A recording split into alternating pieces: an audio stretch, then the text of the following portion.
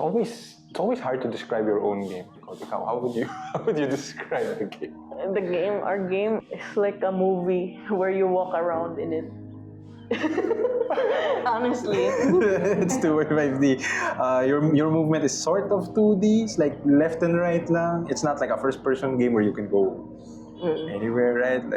Like this one, your movement was constrained. So.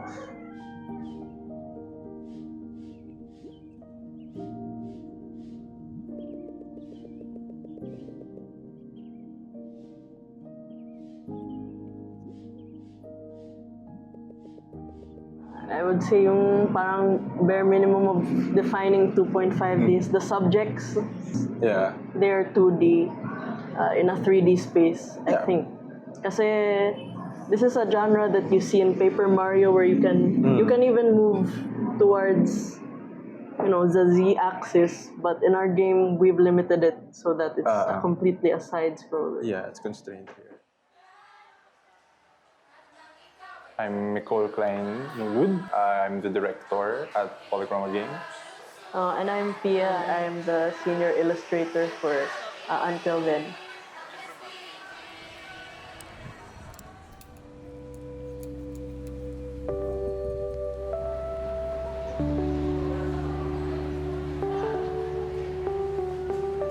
This environment here, it's inspired by the school that we're apparently in right now.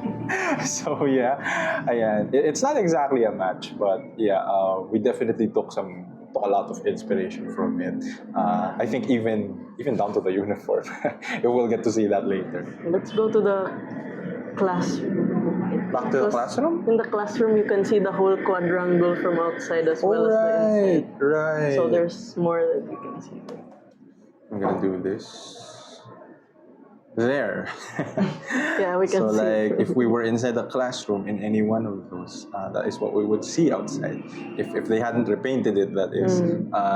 So back then, it was like that. It really looks like Versailles, right? Except it's yellow. It's three floors. Oh, it's three floors.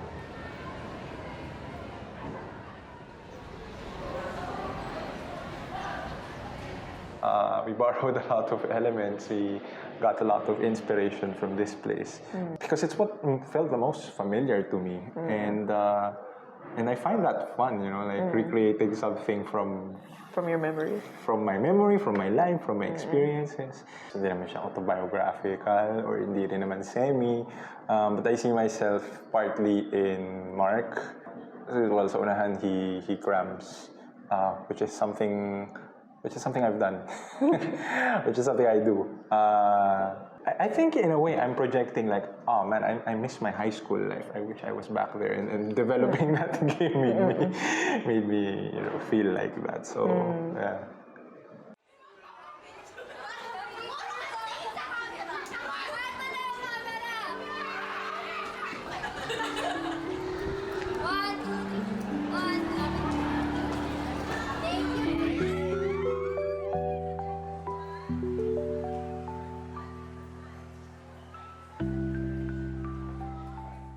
In a way, it's like a game pretending to be a movie.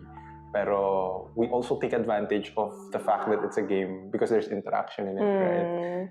Like in the phone, here the player finally sees yung true situation. There, and it's very sad.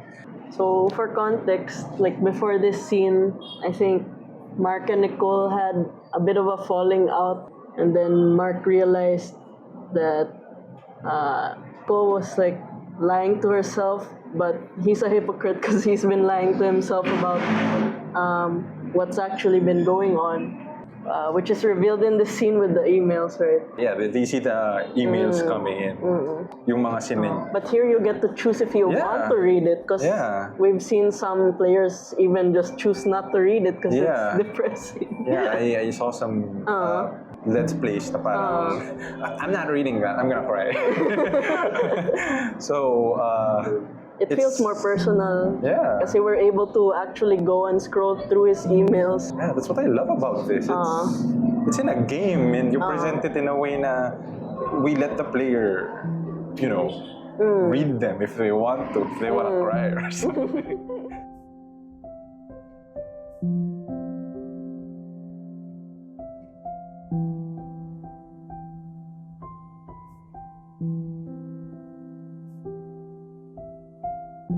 Currently, game that I'm playing is Until Then by Polychroma. The environment that they build, like the gist of being a Filipino, and especially for being a student, it's really a relatable game from perspective of a Filipino student. The experience of the chapter one is really kind of the experience I've had many times. Really amazes me how they blew up instantly from their representation as the Filipino culture and environment.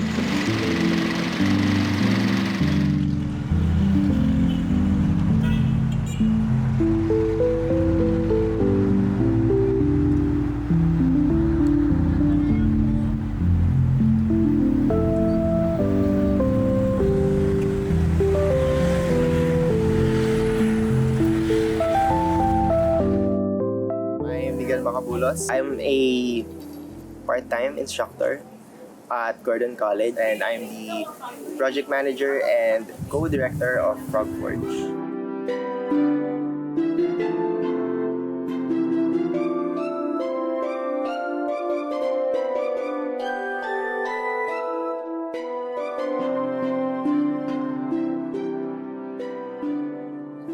Lolas Itong Bahay is an idea that I thought, when, of course, eating, because I think that the environment and culture of the Philippines or the Filipino has this strong bond with food, and food being our comfort, because we have a stressful day. Sometimes we're stressed or we're tired.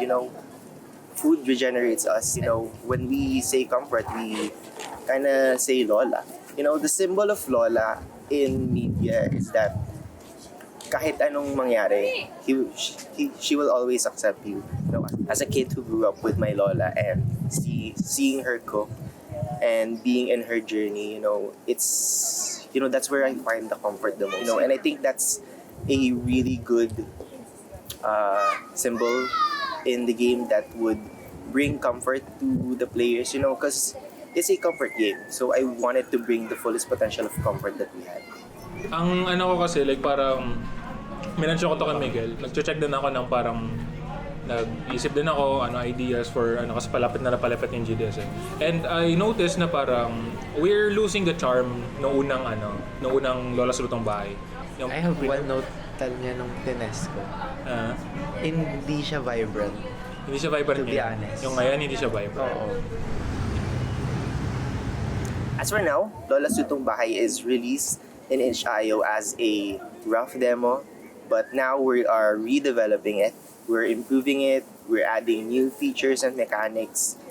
You would see them later, but for now, we are in the process of development.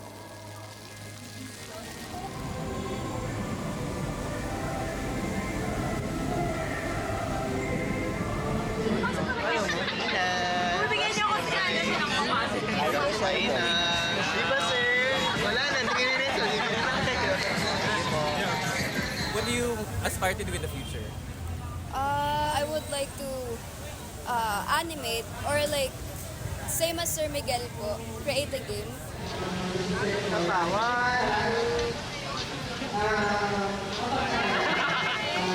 It's very inspiring po eh. Kung paano po nila ginawa yung game nila and how it flourished into an actual working and the good game po na kumalat din po sa Pilipinas.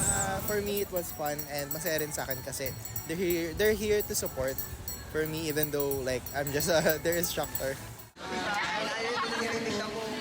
At first, it was kind of a challenge for me.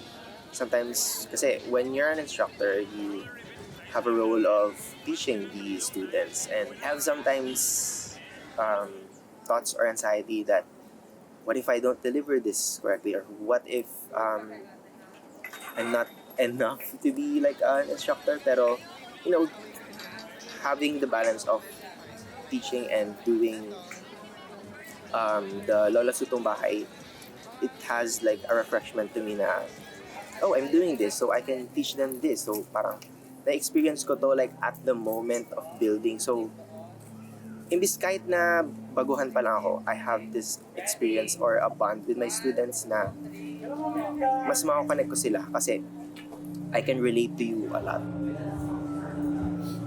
There are some assets that needs to be replaced, like from the intro.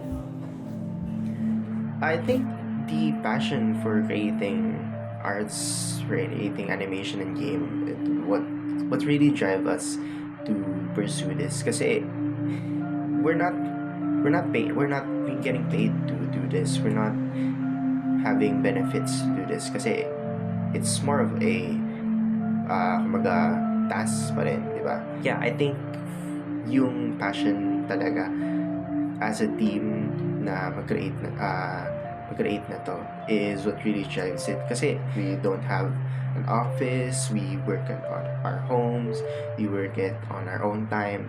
Yung mga works nila or yung mga nagagawa nila for this project na nagpa-progress or talaga nakita mo na we're in a development is what really amazes me. Why is this scene really wholesome, dude? What the heck? Why am I getting dito? Gago. Ina. Ano ba yan? Wala, pinit ko lang sa I don't have any other choice. No, may choice ka.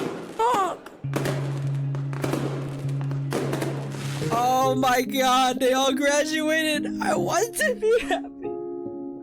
We feel honored to have this community. It might sound funny, but it's like, I know, they made me cry, so I'm making you cry, right? Yeah. But it sounds a little funny, pero yeah, like having done that, what I set out to do, it's really, It changed me in that sense na parang I appreciated these places that I go to every day. I felt like I won the lottery when I got into Until Then, because literally my dream to make concept art as well as illustrate, and I'm paid for that, like giving back to video games because they've helped me so much throughout my entire childhood. And it's for the Philippines, which I am super passionate about. I've always wanted something, especially video games, where we haven't seen much like an actual like Philippine setting. Yeah, I just want to keep making games, especially seeing how because of this game, the game dev industry, especially here locally in the Philippines, is like inspired some people like aspiring dito na game dev tell me na yun, they're inspired because of this game and other games. So yeah, I want to keep making games. Yeah. I thought I didn't want to, but I want to. Yeah, even after that tiring 4-year. Yeah. I want to make myself tired again. Last question. If you could say something to Miguel, Nicole, and Pia from a year ago, what would it be? Wow. Oh, madali lang yan. A year ago, it was like 3 months. Wait, mga 4 months before release. So that was like the last leg. I would tell him, yo, we made it. Yun lang. And it was pretty cool. For me, I think I always believed in this game from the start. I don't know if that sounds arrogant, but I always believed it was gonna get a community that would appreciate it. So I would say to my self a year ago that I guess I was right. And that people actually like our game. So parang you tell your past self, you're right. Ganun. Yeah, so it's worth it to just keep going. For me, talaga last year, it's something different from me today. Kasi, it was a year where I step out from college into the world, and seeing myself today the opportunities that we had as Frogforge, just makes me happy and just makes me really hopeful, not just Frogforge but for myself, as a newbie from this, to see that, I think I'm going to be fine.